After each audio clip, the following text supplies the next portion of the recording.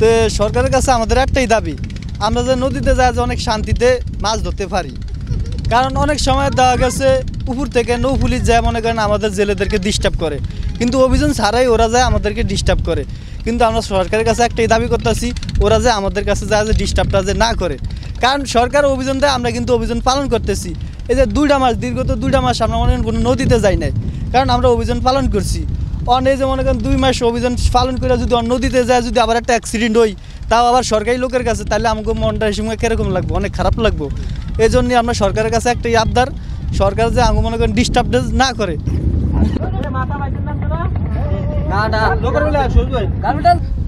এই 2 মাস অভিযান ছিল, আমরা মাছ ধরতে পারি নাই। আমাদের অনেক কষ্টে সংসার কাটছে এই 2 মাস। আমরা অনেক টাকা লেন হয়ে গেছি, আমাদের সমিতি টমিতি আসিল। এখন আমরা অনেক মানুষ টানুষ নিয়ে জাল সুতা ঠিক করতেছি।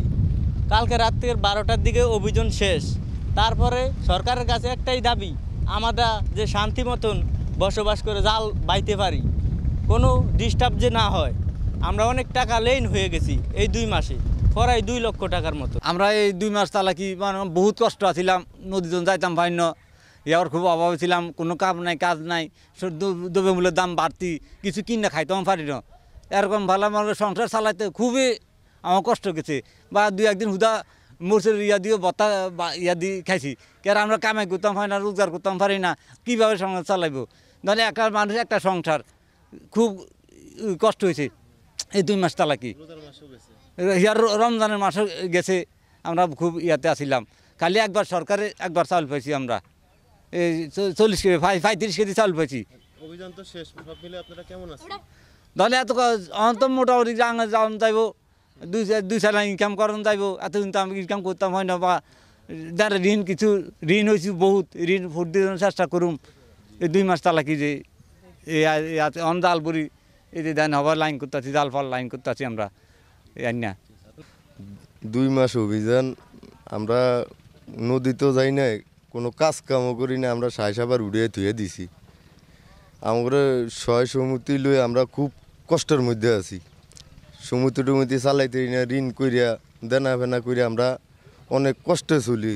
দ্রব্যমূল্যের দাম বেশি, হ্যাঁ, আমরা নদী যাই না।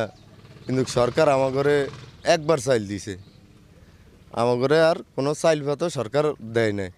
কিন্তু আমরা খুব কষ্টের মধ্যে আছি, আমরা কোনো দেনা ফেনা করি, আমরা এমন পরিস্থিতির মধ্যে আছি। অন সাইসাবালে নাম অন জাল লাগবো, নৌকালা সমানকরণ লাগবো, কিন্তু আমরা হ্যাঁ করতে পারি না।